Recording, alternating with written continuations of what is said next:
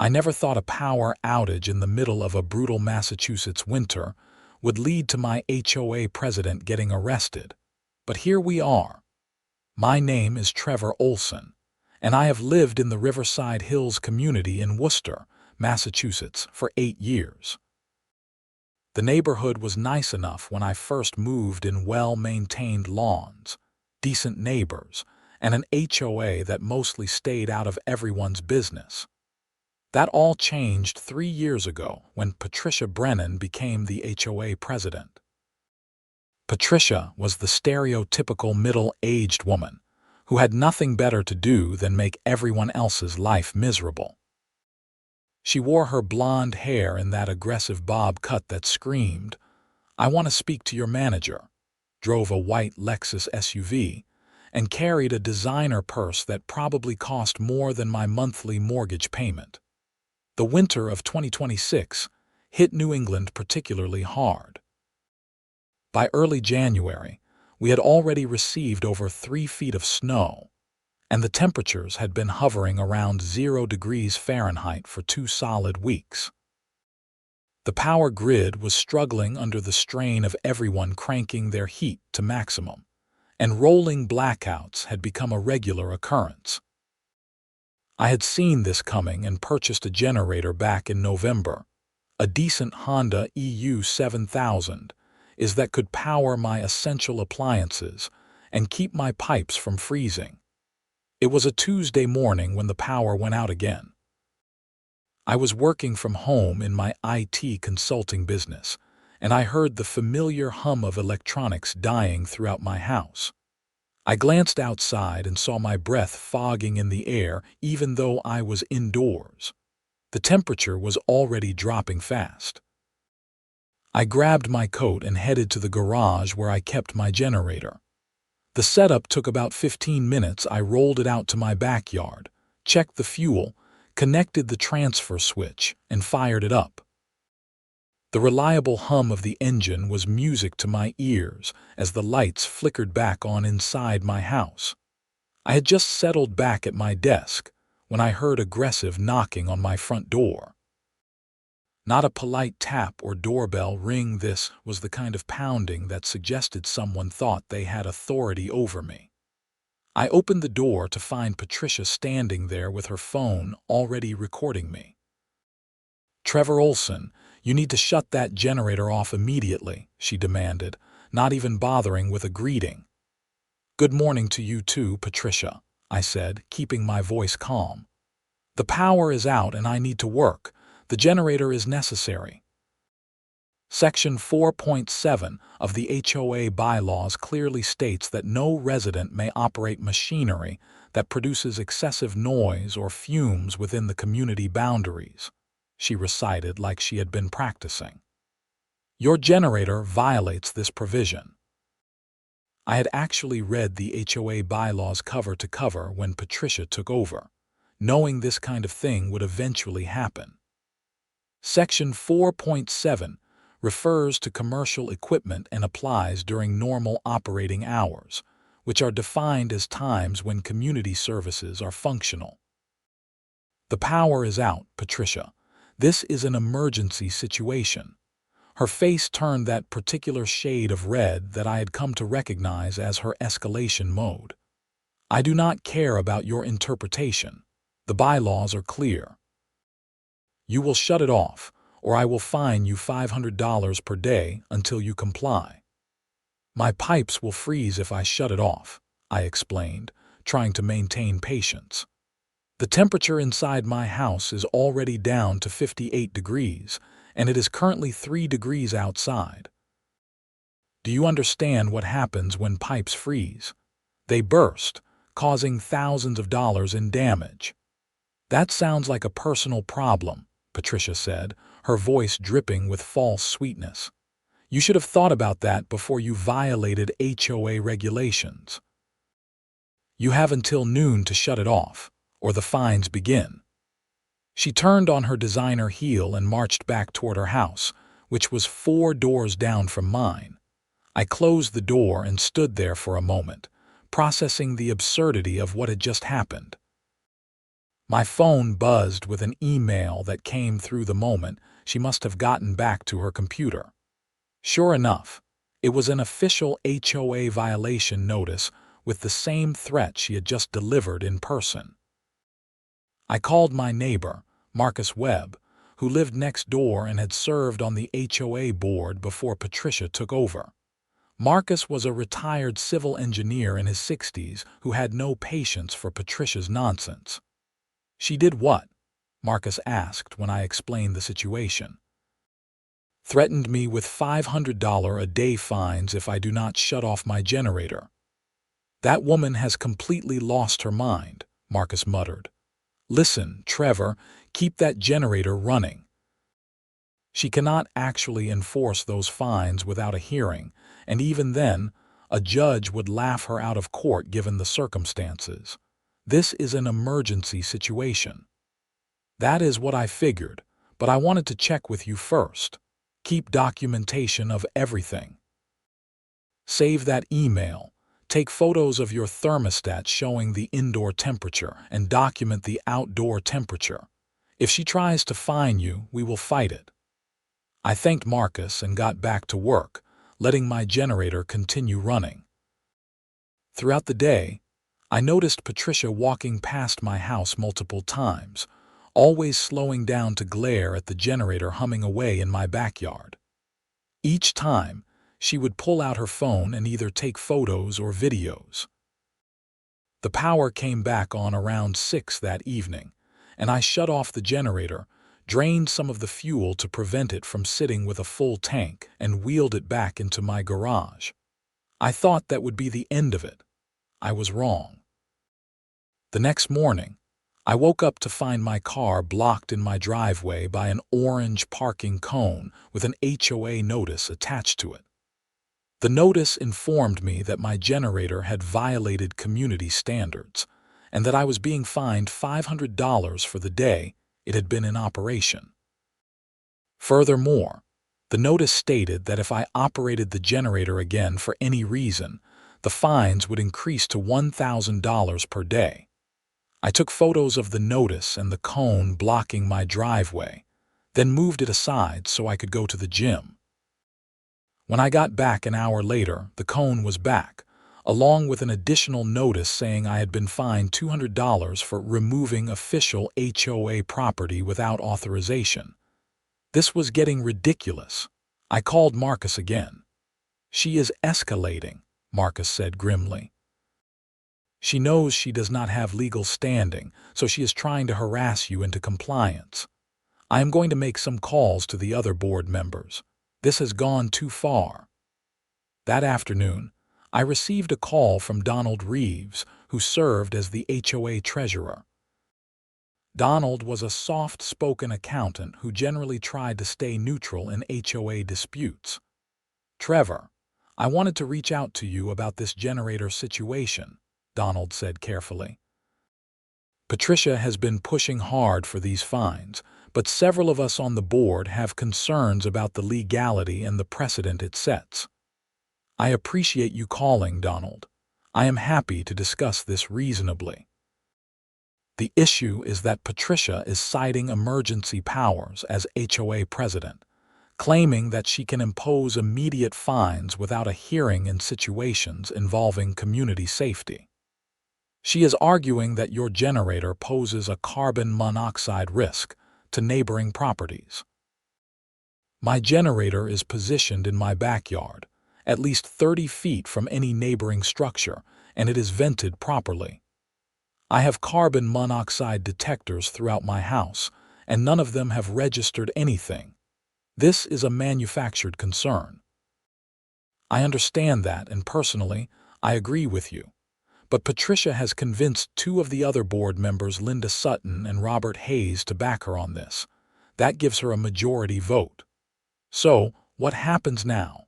She is planning to file a lien against your property for the unpaid fines.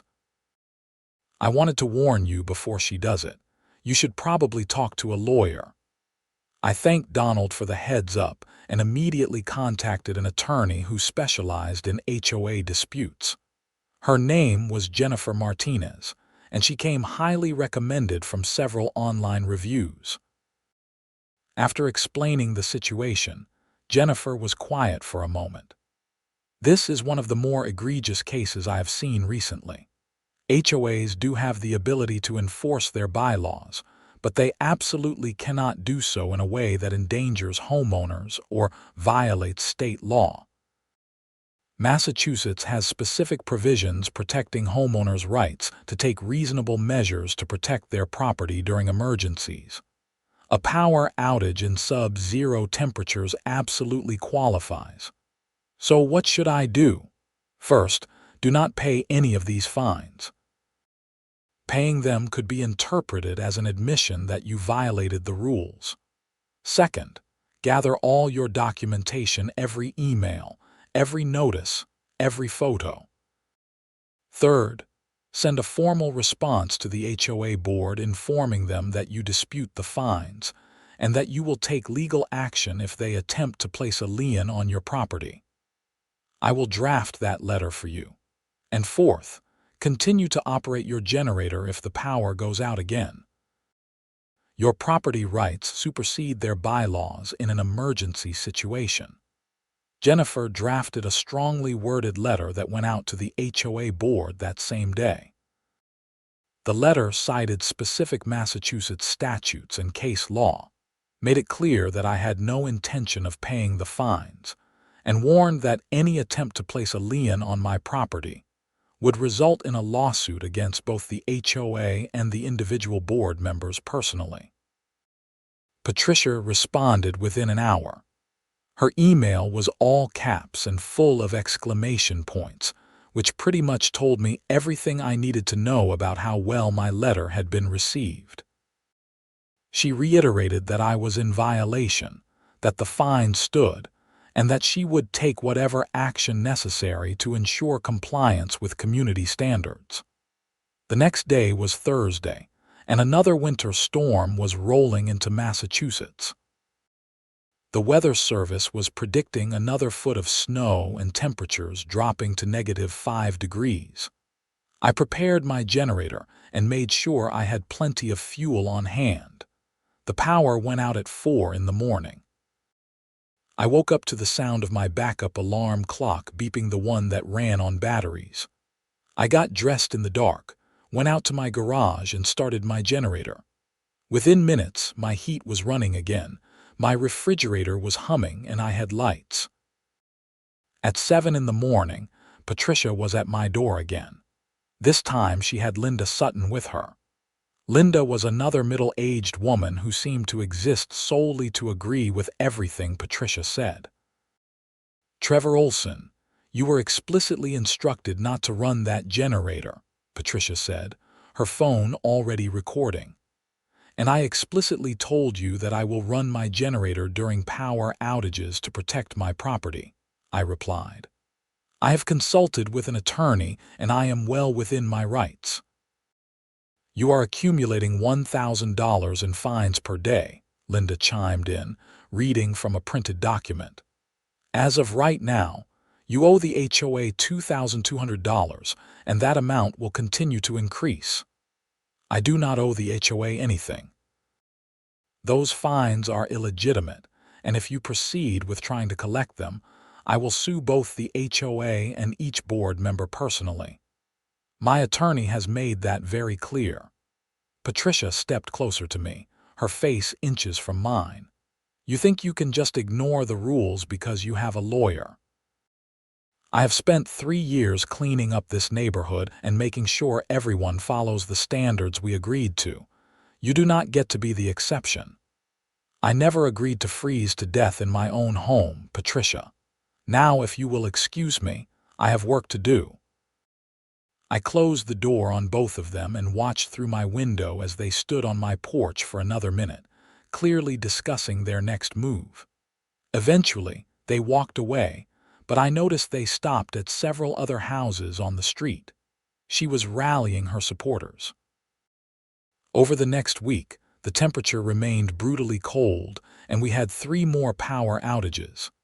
Each time, I ran my generator. Each time, Patricia documented it and added to my supposed fine total. According to her records, I now owed the HOA over $8,000. I also noticed that other neighbors had started running generators.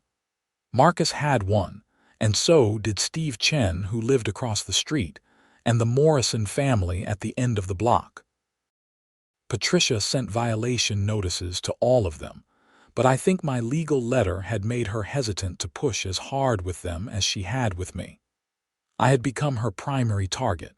What Patricia did not know was that Marcus had been organizing a recall petition. Massachusetts HOA law allowed homeowners to recall board members with a petition signed by 30% of the community, followed by a vote requiring a simple majority. Marcus had been quietly going door to door, explaining what Patricia was doing and collecting signatures. It was the second week of February when things came to a head. Another massive winter storm hit Worcester, this one predicted to be the worst of the season. The governor declared a state of emergency and advised everyone to stay indoors. The power went out Tuesday evening and did not come back.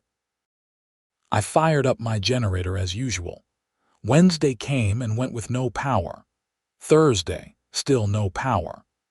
By Friday morning, we had been without electricity for over 60 hours, and the utility company was saying it might be another 2 days before they could restore service to our area. That Friday afternoon, I was shoveling snow from my driveway when I saw Marcus walking over, looking concerned. "Trevor, have you been down to Patricia's house recently?" he asked. "No, I have been avoiding that end of the street." "Why?" "I walked past there this morning, and I noticed water coming out from under her garage door. A lot of water. I felt a cold knot form in my stomach that had nothing to do with the temperature. You think her pipes burst?" "I do not know, but it looks bad." I knocked on her door to check, but nobody answered. "Her car is gone, so I think she left town." "Wait, she left? In the middle of this storm?" "Steve Chen told me she packed up her Lexus on Wednesday and drove to her sister's place in Rhode Island. Said she was not going to sit here in the cold like a peasant."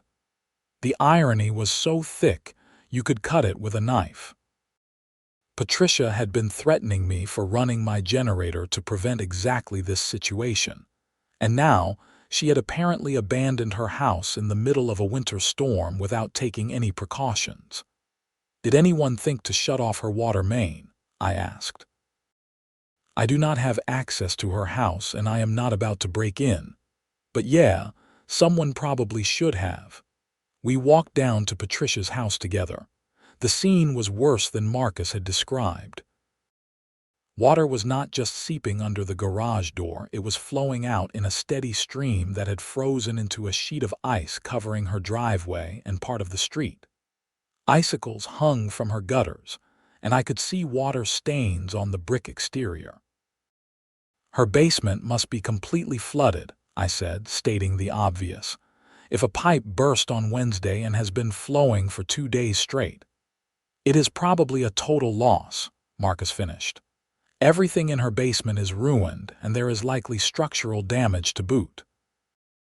"We should call the fire department for a wellness check," I suggested. "They can shut off the water and make sure the damage does not spread to other properties." Marcus agreed, and I called 911 to report the situation.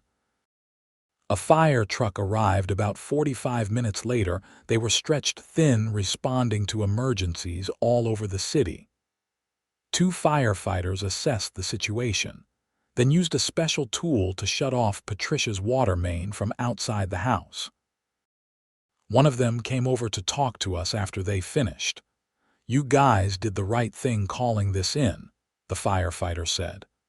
"That basement is completely flooded, probably 4 or 5 feet of water based on what we are seeing. Once it warms up and that water thaws, there is going to be major damage.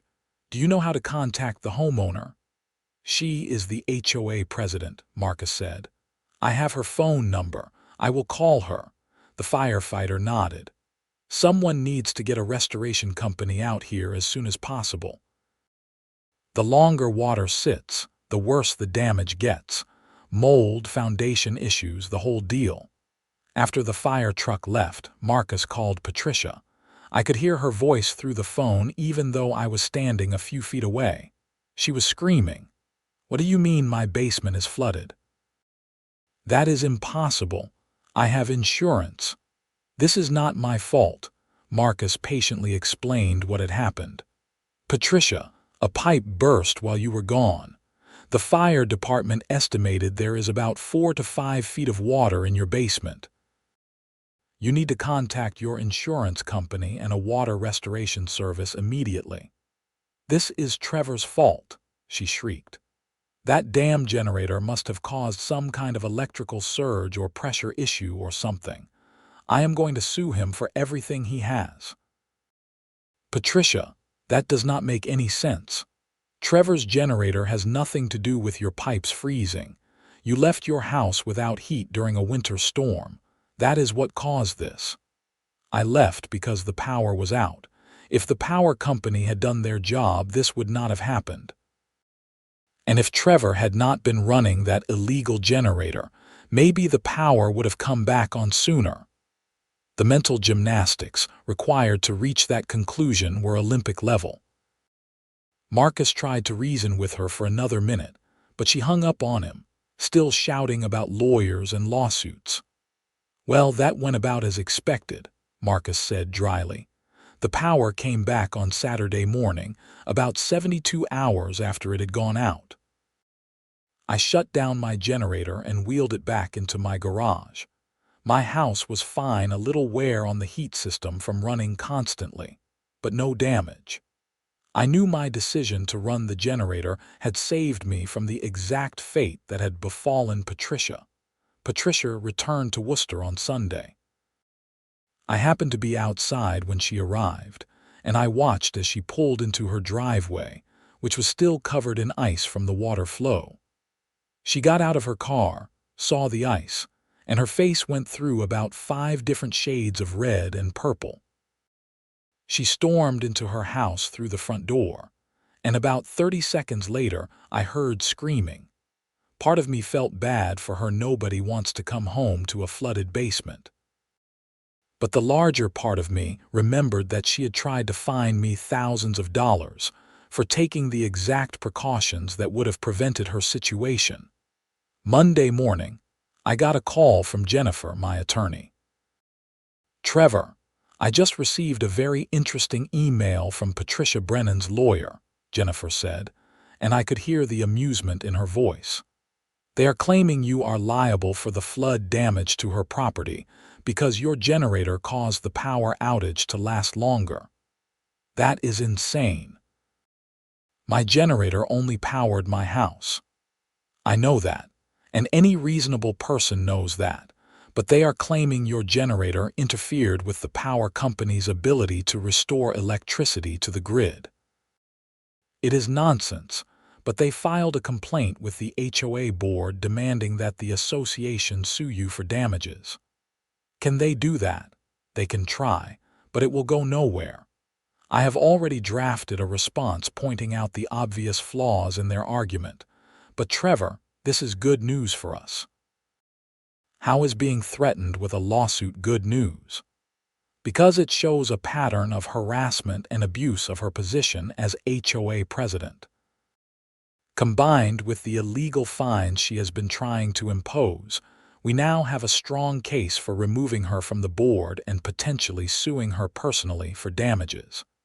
How would you feel about going on the offensive?" I thought about it for a moment. I had been content to just defend myself, but Patricia clearly was not going to stop. "What would that involve?" "We file a lawsuit against Patricia Brennan personally and the HOA board for harassment, abuse of power, and attempting to impose illegal fines. We also support any recall effort that is underway. Massachusetts courts do not look kindly on HOA boards that overstep their authority, especially when it puts homeowners at risk. Let us do it." Jennifer drafted the lawsuit, and we filed it the following week. The lawsuit named Patricia Brennan, Linda Sutton, and Robert Hayes as defendants, along with the Riverside Hills HOA.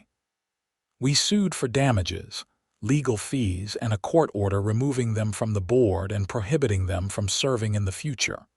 The reaction was swift and predictable. Patricia sent an email to every homeowner in the community claiming that I was attacking the HOA and trying to destroy property values. She painted herself as a victim who was just trying to enforce the rules and keep the community safe. What she did not expect was Marcus's recall petition. He had been collecting signatures for weeks, and by the time Patricia sent her email, he already had more than enough to trigger a recall vote. He submitted the petition to the HOA board on Wednesday, and by law, they had to schedule a vote within 30 days. Patricia tried to fight the recall, claiming the petition was invalid for various technical reasons. But Marcus had been meticulous in following the proper procedures, and every attempt to block the vote failed. The vote was scheduled for March 15th. In the meantime, Patricia's insurance company was dealing with her flood damage. I heard through the neighborhood grapevine that the adjuster had determined the damage was caused by owner neglect specifically, abandoning the house during a winter storm without taking proper precautions.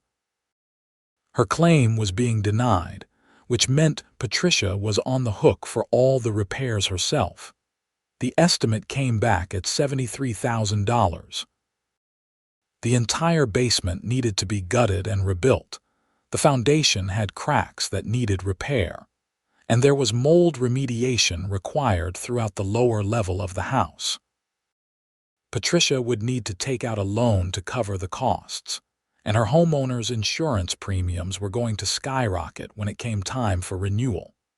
Marcus told me that Patricia had become increasingly erratic in the weeks leading up to the recall vote. She sent multiple emails per day to homeowners, each one more unhinged than the last. She accused me of sabotaging her house, claimed that Marcus was part of a conspiracy to take over the HOA, and suggested that the power company had deliberately kept the power off longer to punish the community. On March 10th, 5 days before the recall vote, things escalated dramatically. I was at home working when I heard a loud crash from my garage. I ran out to find Patricia standing in my garage. She had apparently opened the door from the outside using the emergency release holding a sledgehammer. My generator, which had been sitting peacefully in the corner, was now in pieces. "What the hell are you doing?" I shouted, pulling out my phone to call the police. "I am removing a public hazard," Patricia said calmly, hitting the generator again. "This device has caused nothing but problems for this community, and as HOA president, I have the authority to confiscate it. You just destroyed my personal property. That is a crime. Send me a bill. It will get lost with all the other fake claims you have made." I had already dialed 911, and the dispatcher answered. I explained that someone was vandalizing my property, and I gave the address. Patricia heard me on the phone and suddenly seemed to realize what she had done. She dropped the sledgehammer and walked quickly toward her car, which was parked on the street. "The Worcester police are on their way," I told her. "You might want to stick around." "I have an HOA meeting to prepare for," she said, getting into her car. But before she could drive away, a police cruiser turned onto our street. The timing was fortunate. There had been an officer nearby responding to another call. Officer David Thompson got out of his cruiser and immediately assessed the situation. I explained what had happened, showed him my destroyed generator, and pointed to Patricia, who was still sitting in her car. Officer Thompson walked over to Patricia's car and asked her to step out. I could not hear their conversation from where I was standing, but I could see Patricia gesturing wildly and pointing at me. After about 5 minutes, Officer Thompson walked back over to me. "Sir, do you want to press charges?" he asked. Absolutely. That generator cost me $3,000, and she just destroyed it because she has a personal vendetta against me. Can you provide proof of purchase and value? Yes, I have the receipt and warranty information inside. I can get them right now. I retrieved the documents, and Officer Thompson examined them carefully. He took photos of the destroyed generator, got my statement, and then went back to talk to Patricia again. This time, she was shouting loud enough that I could hear her. He is the one who should be arrested. He has been violating HOA rules for months. I have documentation. Madam, HOA violations are a civil matter, Officer Thompson said patiently. What you did is criminal destruction of property. I am going to issue you a summons to appear in court. If you do not calm down, I will also charge you with disorderly conduct. That shut her up. Officer Thompson issued the summons, gave me a case number for my insurance claim, and advised me to get a restraining order if Patricia continued to harass me. After the police left, I called Jennifer and explained what had happened. She was silent for a moment, and then she started laughing. I am sorry, she said, catching her breath. I should not be laughing because this is serious, but she just handed us the perfect case on a silver platter. Criminal charges, property destruction, abuse of authority. A judge is going to love this. So what happens now? Now we amend our lawsuit to include the destruction of your generator. We also file for a temporary restraining order to keep her away from you and your property. And we make sure everyone in your community knows about this before the recall vote. The news spread through Riverside Hills like wildfire. Marcus sent an email to every homeowner explaining what had happened, and several people who had been on the fence about the recall suddenly became very interested in removing Patricia from power. The recall vote took place on March 15th at the community clubhouse. Nearly every homeowner in Riverside Hills showed up, which was unprecedented. Patricia stood at the front of the room, trying to maintain her composure as Marcus explained the recall process. We are here tonight to vote on whether to recall Patricia Brennan, Linda Sutton, and Robert Hayes from the HOA board, Marcus announced. The petition requires a simple majority to pass. Everyone will receive a ballot with 3 questions, one for each board member. You can vote yes to recall, no to keep them, or abstain. Patricia demanded a chance to speak before the vote. Marcus allowed it, and she launched into a 15-minute speech about everything she had done for the community, how she had raised property values, enforced standards, and protected everyone from people like me who wanted to ignore the rules. Then it was my turn to speak. I kept it brief.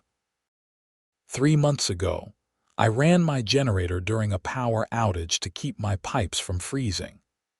Patricia Brennan threatened me with thousands of dollars in illegal fines and told me to let my house freeze rather than violate her interpretation of the HOA bylaws. She left town during that same storm and did not protect her own house, which resulted in catastrophic flood damage. When her insurance denied her claim, she broke into my garage and destroyed my generator with a sledgehammer. She has been charged with criminal destruction of property. I will let you decide if this is the kind of person who should be leading our HOA. The room was dead silent. Patricia looked like she wanted to say something, but Marcus had already started distributing ballots. The vote was not even close. 87% voted to recall Patricia. 72% voted to recall Linda. 68% voted to recall Robert. All 3 of them were out. Patricia stormed out of the clubhouse without saying a word. Linda and Robert at least had the decency to look embarrassed as they gathered their things and left. The HOA board held an emergency election the following week. Marcus was elected president with near unanimous support. 2 other reasonable neighbors joined the board, and their first act was to officially rescind all the fines Patricia had imposed on me and issue a formal apology. But the legal saga was not over. Patricia's criminal case went to trial in May. I attended the hearing and watched as her lawyer tried to argue that she had been acting in her capacity as HOA president and believed she had the authority to remove what she considered a community hazard. The judge was not impressed.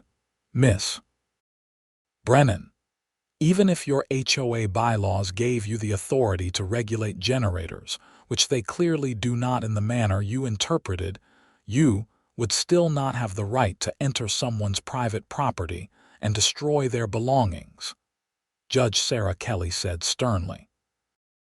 What you did was criminal vandalism, pure and simple. The fact that you held a position of minor authority in your neighborhood does not exempt you from the law. Patricia was found guilty and ordered to pay restitution of $3,000 for the generator, plus court costs. She was also sentenced to 100 hours of community service and placed on probation for 1 year. My civil lawsuit against Patricia, Linda, Robert, and the HOA was settled out of court. The HOA's insurance paid my legal fees and a modest settlement. Patricia was personally liable for additional damages, and a judgment was entered against her for $15,000. With her basement repairs and the criminal restitution, Patricia was facing nearly $100,000 in expenses. I heard she put her house up for sale in June. The flood damage had been repaired, but she could not afford to stay in Worcester anymore. She moved somewhere down South Florida, I think where she could terrorize a whole new HOA in a warmer climate. Marcus turned out to be an excellent HOA president. He streamlined the bylaws, eliminated the ridiculous rules that Patricia had added, and focused the board's energy on actual community maintenance rather than nitpicking violations. The neighborhood improved dramatically. As for me, I bought a new generator, an even better model than the one Patricia destroyed. I also installed a security camera system in my garage and around my property. Marcus made sure the new HOA bylaws explicitly protected homeowners' rights to run generators during power outages and other emergencies. The following winter was milder, and we only had a few power outages. Each time, I ran my generator without incident. Several neighbors thanked me for standing up to Patricia, saying they had been too afraid to challenge her while she was in power. I learned a lot from that experience. I learned that HOAs can be forces for good when led by reasonable people, but they can become nightmares when petty tyrants take control.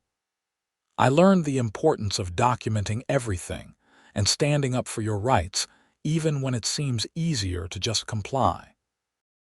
And I learned that sometimes karma does not just catch up to people, sometimes it shows up with a burst pipe and 5 feet of water. Looking back, I almost feel sorry for Patricia. Almost. She created her own disaster through a combination of spite, stubbornness, and a fundamental misunderstanding of both the law and basic home maintenance. If she had just left me alone to run my generator in peace, none of this would have happened. Her basement would be dry, she would still be HOA president, and she would not have a criminal record. But she made her choices, and she lived with the consequences. Meanwhile, my house stayed warm, my pipe stayed intact, and my generator kept humming away whenever I needed it. The whole ordeal took about 6 months from start to finish, from that first confrontation in January to the settlement of the lawsuit in July. It was exhausting and expensive, even with the settlement covering most of my costs. But it was worth it to know that future homeowners in Riverside Hills would not have to deal with the kind of abuse that Patricia had tried to inflict on me. Marcus and I became good friends through the process. We started getting together for beers on Friday evenings, and he introduced me to some of the other neighbors I had not known well before. The community actually became more tight-knit after Patricia left. It turned out that most people had been walking on eggshells around her, afraid of being her next target. With her gone, people relaxed and started actually enjoying living in the neighborhood again. I even started attending HOA meetings, something I had avoided during Patricia's reign. Under Marcus's leadership, the meetings were productive and brief. We discussed legitimate issues like road maintenance, snow removal, and community events. No one spent 45 minutes arguing about the exact shade of beige that was acceptable for mailbox posts. The generator incident became something of a legend in Riverside Hills. New residents would hear the story and ask me about it, usually with a mixture of disbelief and amusement. I kept a photo of the destroyed generator on my phone to show people who thought the story might be exaggerated. It was not. There was one final twist to the story that happened about a year later. I received a letter from a law firm in Florida representing Patricia. The letter claimed that I had defamed her by spreading false information about the generator incident and demanded that I pay her $50,000 in damages and sign a statement saying I had lied about everything. I forwarded the letter to Jennifer, who called me back laughing so hard she could barely speak. "This is the stupidest thing I have ever seen," Jennifer said. "Everything you said about her is documented fact. She was convicted in criminal court. This is not defamation, this is just her being delusional. I will send them a response telling them to pound sand." Jennifer's response was apparently persuasive because I never heard from Patricia's Florida lawyer again. I suspect he looked into the case, realized his client had not been entirely honest about the facts, and advised her to drop it. The last I heard, Patricia had joined the HOA board in her new Florida community and was already making enemies. Some people never learn. As for the Riverside Hills HOA, it continued to function smoothly under Marcus's leadership. He served as president for 3 years before stepping down to let someone younger take over. The new president, a woman named Beth Chen, who was Steve's wife, was equally reasonable and competent. The neighborhood remained peaceful. I still live in my house in Riverside Hills. I still work from home. And I still have my generator ready to go whenever Mother Nature decides to test New England's power grid again. The difference now is that I can run it without worrying about vindictive HOA presidents showing up at my door with threats and cameras. Every winter, when the first big storm rolls in and the temperature drops below freezing, I think about Patricia and her flooded basement. I think about how a little bit of common sense and basic preparation could have saved her so much money and misery. I think about how she was so obsessed with controlling others that she forgot to take care of her own house. And then I fire up my generator, listen to its steady hum, and feel grateful that I live in a community where people respect each other's property rights and understand that sometimes you have to take care of yourself first, especially during an emergency. The generator sits in my garage, well-maintained and ready for action. I test it every month to make sure it is in good working order. I have extra fuel stored properly in approved containers. I have a checklist for cold weather preparation that includes insulating pipes, checking seals around windows, and making sure my heating system is serviced regularly. Marcus installed his own permanent backup generator after watching what happened with Patricia. Several other neighbors did the same. We joke that Riverside Hills is probably the most power outage-resistant community in Worcester now. If the grid goes down, our little neighborhood will be a beacon of light and warmth while everyone else freezes in the dark. The clubhouse where the recall vote took place now hosts monthly community dinners. Marcus started the tradition as a way to bring people together, and it has been hugely successful. People who had lived next to each other for years without really talking became friends. The sense of community that Patricia had tried to create through fear and rules actually emerged organically once she was gone. Sometimes I drive past Patricia's old house and see the new owners outside. They are a young couple with a baby, and they seem happy. They installed solar panels and a battery backup system, which made me smile. They learned from the previous owner's mistakes without even knowing the full story. The property values in Riverside Hills did not collapse after Patricia left, despite her dire warnings. In fact, they increased slightly. It turns out that reasonable HOA governance is actually good for property values. Who knew? I expanded my IT consulting business and now work with several other small businesses in Worcester. The stability of knowing I would not be harassed by my HOA freed up mental energy to focus on growing the business. I hired 2 part-time contractors, and we are doing well. Jennifer Martinez, my attorney, became something of a specialist in HOA disputes after my case. She has represented several other homeowners in Massachusetts who faced similar situations with overzealous HOA boards. She told me that my case was a perfect example of why homeowners need to know their rights and be willing to fight back against abuse. The criminal justice system worked exactly as it should in Patricia's case. She broke the law, was held accountable, and faced consequences. The civil system also worked. I was able to recover my damages and legal fees through the lawsuit. It was not fast or cheap, but it was fair.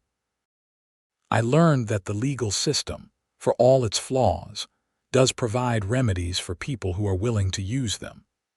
If I had just paid Patricia's illegal fines and shut off my generator, I would have been out thousands of dollars and possibly faced a burst pipe of my own. Standing up to her was the right choice, even though it was difficult and stressful at the time. The experience also taught me the importance of community. Without Marcus organizing the recall petition and other neighbors supporting the effort, Patricia might still be HOA president, making everyone's life miserable. One person standing up to a bully is brave. A whole community standing up together is unstoppable. I have recommended Jennifer to several people over the years, and she has won every case. HOA boards in the Worcester area seem to have gotten the message that they cannot just make up rules and threaten homeowners with impunity. There are consequences for abuse of power. Every year around the anniversary of the generator incident, Marcus and I have a beer together and toast to frozen basements and burst pipes. It is our way of remembering that sometimes justice does prevail, even if it takes a while and requires effort. My generator has been used probably a dozen times since that winter. Each time, it has performed flawlessly. Each time, I have been grateful for the warmth and power it provided. And each time, I have thought about how a simple piece of equipment became the center of a battle over property rights, common sense, and the rule of law. The story has been told and retold so many times in Riverside Hills that it has taken on a life of its own. New versions emerge with exaggerated details in some versions. Patricia used a chainsaw instead of a sledgehammer, or the water in her basement was 10 feet deep instead of 5. I do not bother correcting these embellishments. The core truth is dramatic enough.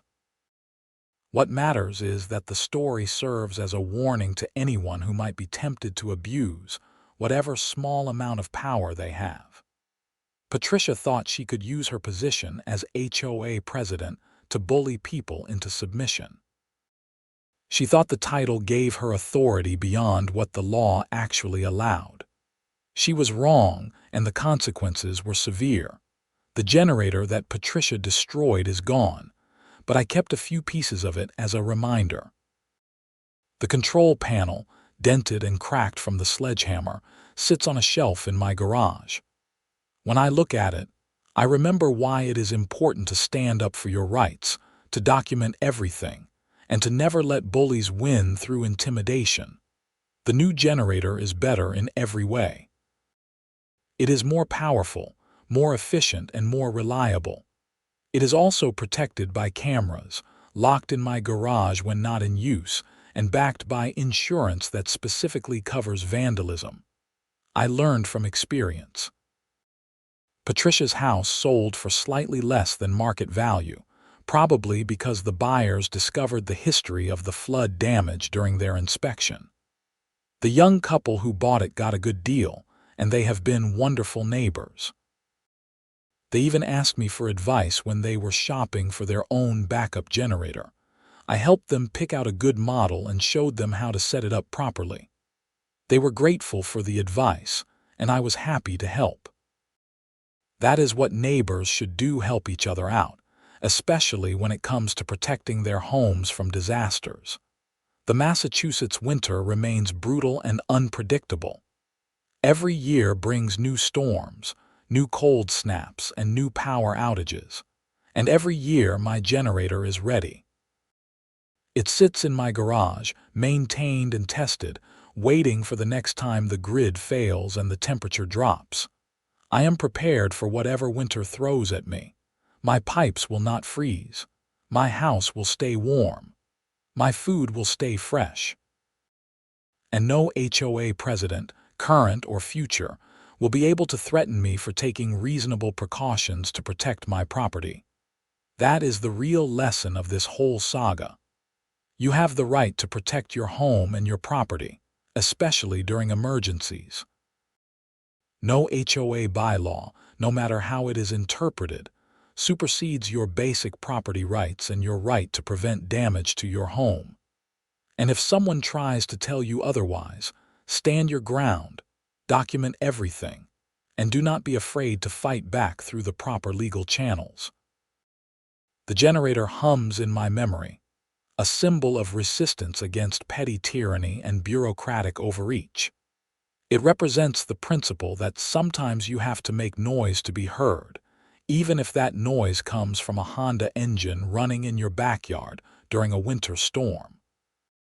Patricia learned that lesson the hard way, standing in her flooded basement, surrounded by ruined possessions and facing tens of thousands of dollars in repairs. I learned it too, but in a very different way, standing in my warm house, generator running smoothly, knowing that I had made the right choice even when it was not the easy one. And that is the story of how my HOA demanded I stop running my generator, then watch their frozen basement flood.